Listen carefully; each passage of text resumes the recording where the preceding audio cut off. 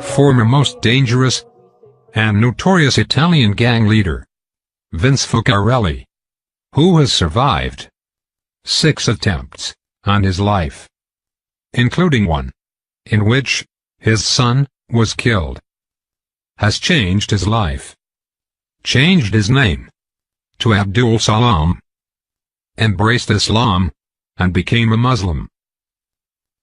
Vince Focarelli, who has opened a restaurant in Carrington Street, has revealed how he has got his life back on track.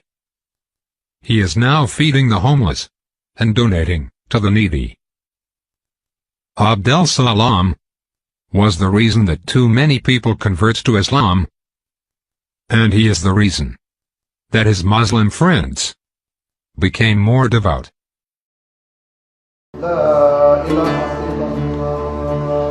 So has his Islamic faith. On Tuesday nights he feeds the homeless from the rear of the cafe that serves up all types of cuisine, from traditional Arabic to Italian and vegan. We cook pasta, we make soup, we give bottled water, blankets, socks, things like that. We make a package. We probably can't cater for the 6,000 homeless that there is in South Australia, Adelaide, but we do the best we can every week to provide a service for them. He also uses his notorious past to help guide troubled youth here and interstate with a simple message. It's an evil way to live, and with evil comes evil, you know. And with evil and stuff like that, Frank, a lot of people suffer, not just yourself. It's like a domino effect, you know. You have your wife, your kids, your mother, your father, you know, your friends. It's not just you, you know, and that's where the selfishness comes in. And he counsels those behind bars who, like him, took the wrong road, like Dan. There's a mate of mine, I'm very proud of him. His name is Dan. He took the name of Yusuf. I want to send Ramadan Kareem to him and let him know that all the brothers out here, I've been hearing about him. They're very proud of him for his change. What advice would you have for any young person out there today that may be taking the wrong fork in the road? It's not worth it. There's no light at the end of the tunnel, Frank. There's no pot of gold at the end of the rainbow. That's just, in my eyes, is a myth. The days of guns, fast bikes, flashy clothes that marked the bloody life of gangster and bikie Vince Focarelli are, according to him, gone. Yes, even his name. What is it today? Imran Abdul Salam, which Abdul Salam means the slave servant of peace of Allah. La ilaha illallah. Although raised a Catholic in a traditional Italian migrant family, he's been a Muslim for 15 years, but admits losing his way from the righteous path he now strictly follows. I chose that life the way it was meant to be lived, you know. I didn't make any excuses. I did what I did. He hopped out of the back seat and then fired a number of shots into the car. Giovanni in the passenger seat was killed.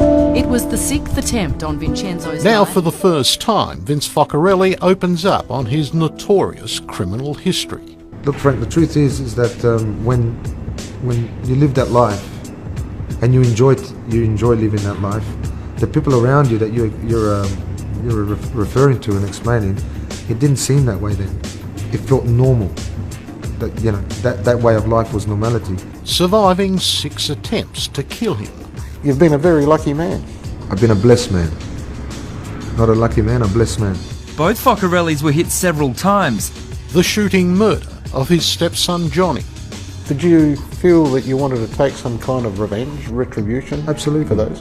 Of course, Frank. But I think that's for everyone would have that first instinct, you know. Comes to things like that, especially in that life, you're required. You know, it's like a requirement of it. And his redemption. You could never go back to that. Never, Frank.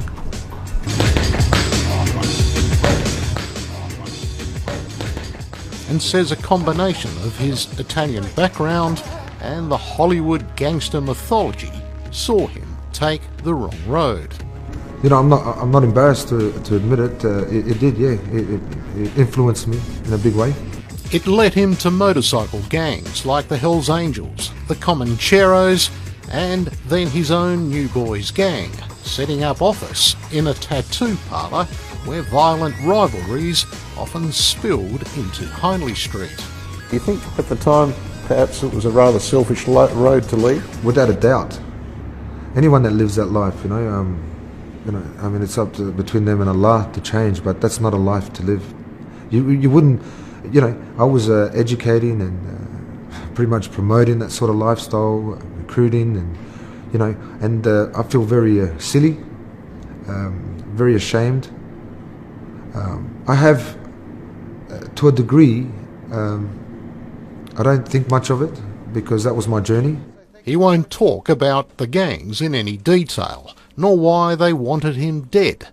2 Hells Angels associates blew themselves up trying to deliver a bomb to his home. Were you living in fear yourself after all that?